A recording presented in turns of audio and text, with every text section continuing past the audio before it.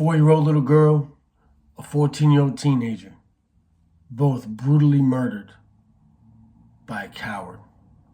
And you're going to find out what happens. Let's get into it. And I'm blowing on this backwood. Back road, country strong, ride or die on the road. Papa was a rolling stone, so I made it on my own. Gun toting, pistol smoking, outlaw, kush token, plenty of the southern bells. Had that little heartbroken. I'm a blue collar badass mother.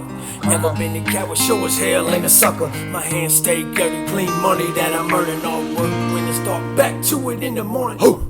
Family first, ain't no other way I see it. Bust a 12-hour work day and wake up and repeat it.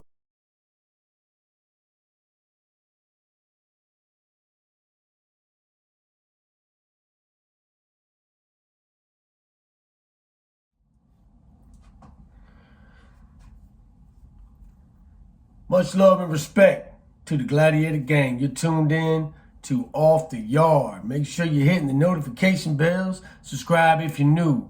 We do tell a lot of good stories here, and we keep it as real as we possibly can. I'm Big Lance, and today we're talking about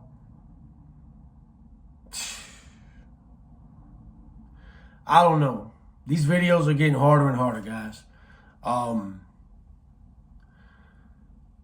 The deeper that we go into my past and the people that I've been, associated with, or even just been around, it's bringing up a lot of shit that, I buried.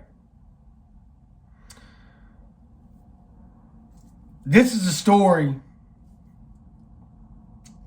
of a child murderer, a predator, a woman abuser, and a coward. This person is not a man, can't consider himself a man. And the audacity of this individual to think that anybody would feel sorry for him is beyond me. So let's get into it. The year is, I think, 2001. I was sent to a place called Jermyn Shaft in Harrisonburg, Rockingham County.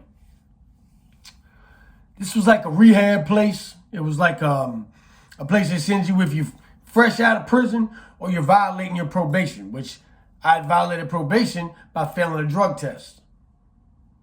So they sent me here. 3 to 6 month program, residential treatment. But what you would do is you would level up in this program. And once you earn certain freedoms, you would be able to go out into the town and go to AA meetings and little furloughs with your family and loved ones.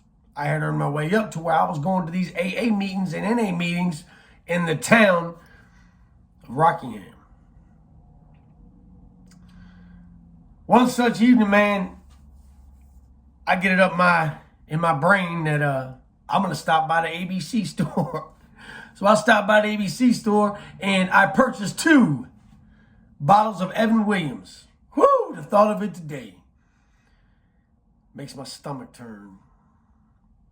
Sort of like this story does. Anyway, I get back to the facility. I start to drink the Evan Williams. Now, granted, I hadn't drank or done any drugs in months. The liquor hit me hard, and I drank both of those bottles. I ended up starting to punch holes in the wall. I beat up one of my roommates. Then I made my way towards the staff.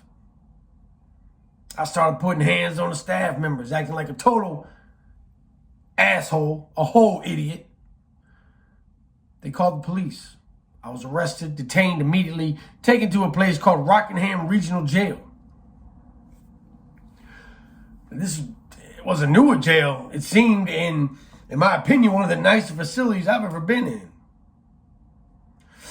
But naturally, I was put into the maximum security wing, and there I was, waiting court, waiting probably a violation coming from Fredericksburg, where I was living at the time.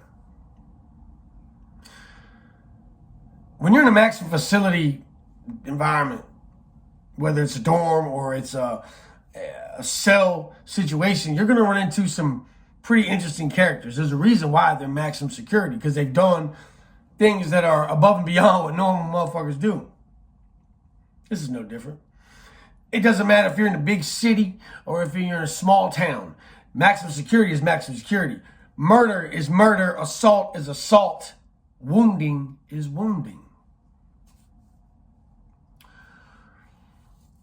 These cells, and the way this pod was structured, there were 2, sometimes 3 people to each cell.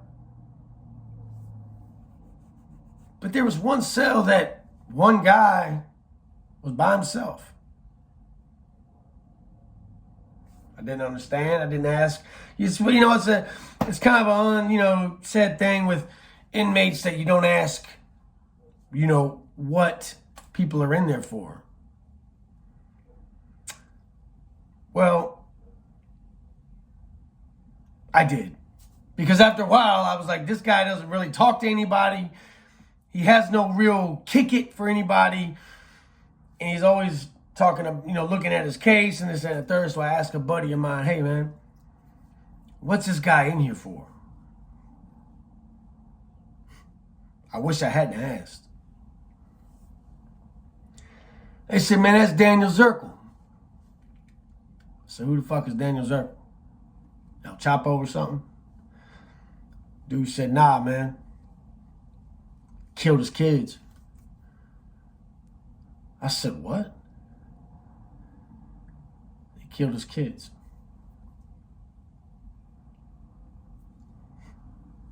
Being a father, now, I can't imagine doing something like that. I know it happens. I know they have people who snap out, men, but there's no way in hell, no matter what I'm going through, that could harm one of my children. But let's get into the story. Daniel Zirkle was in this relationship with this woman named Barbara Shiflett out there in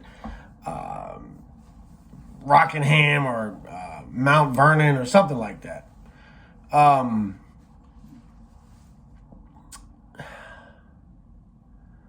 Mount Crawford, that's what it was. Mount Crawford, if I believe, is where their home was. They had 2 girls, one 14, one 4 at the time. Christina and Jessica. Jessica was the older, Christina was the youngest. Barbara kept having to get restraining orders on Daniel for beating her up and being abusive and doing drugs and doing all types of crazy shit that he shouldn't have been doing. Eventually, you violate protective orders enough, they put you in jail for it. So Daniel goes to jail for 2 months, during the course of which he plots and plans his revenge on Barbara and her kids. And her kids.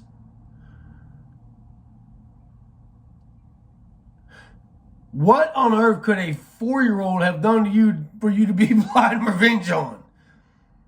I mean, a 14-year-old either, but sure as I'm standing here talking to you, that was his plan. His cellie at the time of Zirkle's release told the people, listen, this is what he's doing. He's going to hurt those women. Nobody listened. Nobody cared, I guess. I bet they care now. I guess it was a argument maybe that set it off, or maybe it was just in his mind. But on August 2nd, 1999, Zirkle made his move. He went to the home, knocked on the door. Jessica answered. Zirkle goes into the house. She's telling him, you're not supposed to be here. You need to leave. My mom does not want you here. The cops don't want you here. The judge has told you don't come here.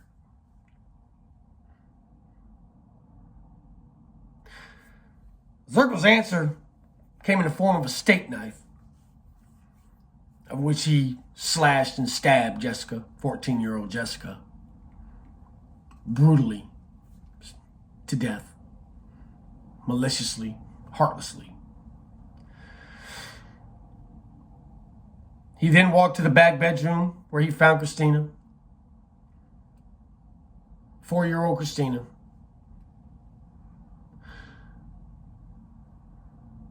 And took her, put her into his vehicle, and drove away. I'm sure Christina didn't understand what was going on. It's Dad. We're going for a car ride with Daddy. Maybe he'll get me some ice cream. Maybe Daddy will get me a toy. Maybe we're going to the park where I can play on the swings or the playground.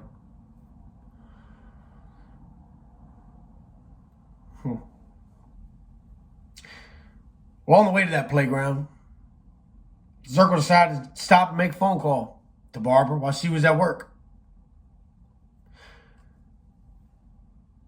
If I recall right, the phone call consisted of him saying, "Live in hell, bitch." And he hung up. He got back into his vehicle and then took Christine up to, I believe it was George Washington National Park. Harrisonburg, Rockingham, that whole area is mountainous. There's Massanutten up there. The ski lodge is up there. It's full of mountains. He took Christina to the top of one of these overlooks at this park. Sure, he took her little hand, walked her up there. Come with Daddy. As a 4-year-old child, you trust your dad. You'll go anywhere he wants you to go. That's your hero. That's supposed to be somebody you look up to, you look to for protection. Never once do you think they're going to hurt you. But there's cowards everywhere. Took her to the top of that overlook.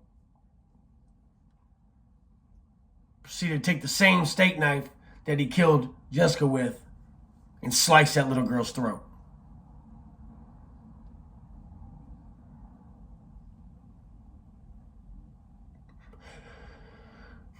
A 4-year-old child holding her daddy's hand gets her throat slit by that same hand.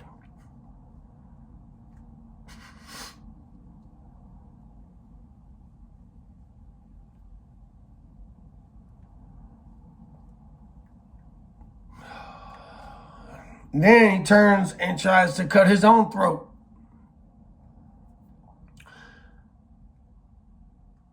But he couldn't finish the job. And when I met Zirkle, he had a big scar right here. And a little button, I guess, where he had maybe poked himself.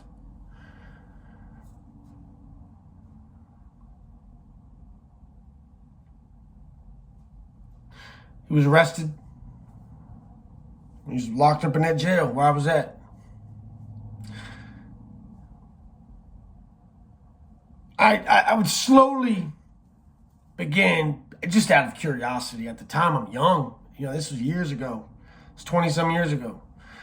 I'm a young man, early 20s. So I wanted to know. Like, I wanted to speak. I wanted to hear what he had to say. So bit by bit, I'd walk by. Finally, I walk in. Hit a cell. I say, stick, you got a stamp or something stupid. You got a pen, a stamp or something. Oh, no, man, no.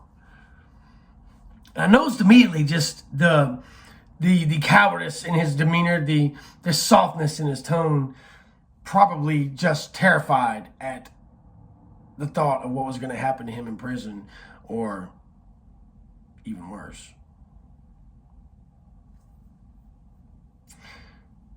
Finally, I asked him, why, bro? Why, motherfucker, why?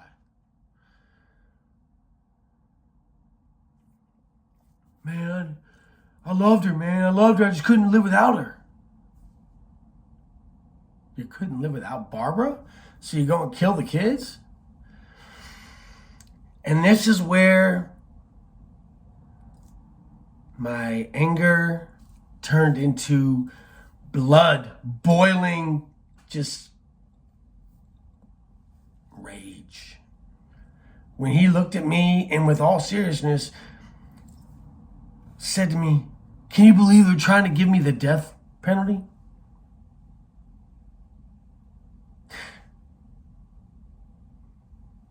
Yes, 100% believe that they're going to give you the death penalty, Zirkle.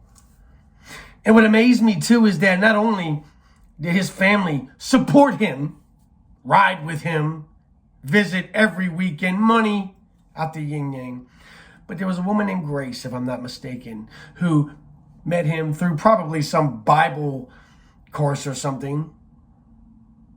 I believe they ended up getting married right, while he was on death row, because he wasn't there long. We'll get to that in a minute.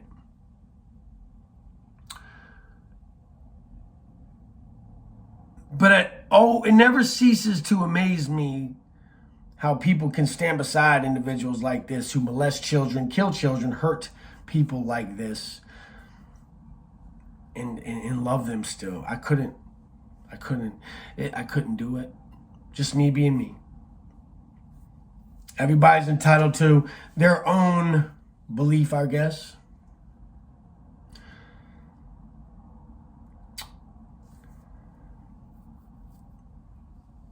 On July 17, 2000, Zirkle pled guilty. He was sentenced to death in Page County for the murder of Jessica. He was sentenced to death in Rockingham as well for the murder of Christina, little Christina.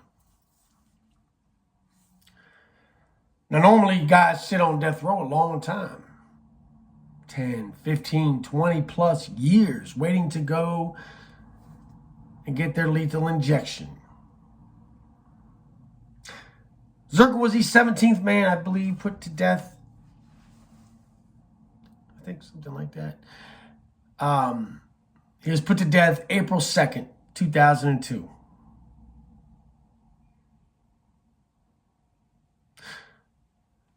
May you rot in piss, Zirkle. And may you rest in peace, Jessica and Christina. I do not believe Zirkle went to heaven. I think there's a special place in hell for people like him. It says that he found God, religion, Christ, salvation before he died. I don't know from who. But I do know that two beautiful lives were taken. Numerous lives were affected. All because of one man's insecurities, violent rage and temper, and ultimate cowardice. My heart goes out to those families. My heart goes out to those two little girls. And I do believe that on these prison channels, we don't talk enough about the victims and what they go through or have been through.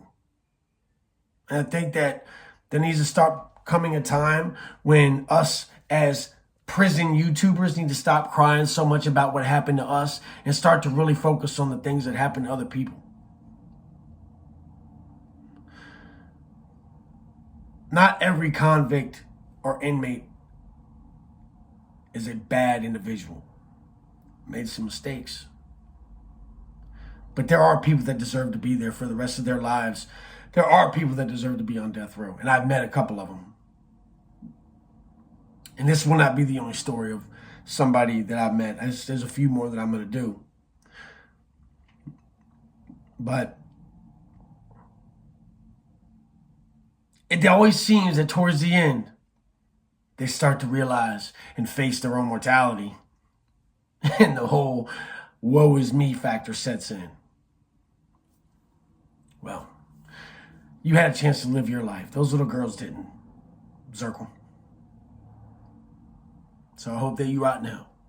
There's no salvation for people who kill kids and murder innocent people. Anybody. Thank you for tuning in to Off the Yard once again. Much love to the Gladiator Gang. Much love to the Blue Collar Kings and all the new subscribers. Thank you so much for supporting the channel. I'm glad you're here. I'm glad the channel is finally getting some traction after a long time and a lot of hard work. As always, 2 L's and a bulletproof R, man. Stay up, stay out.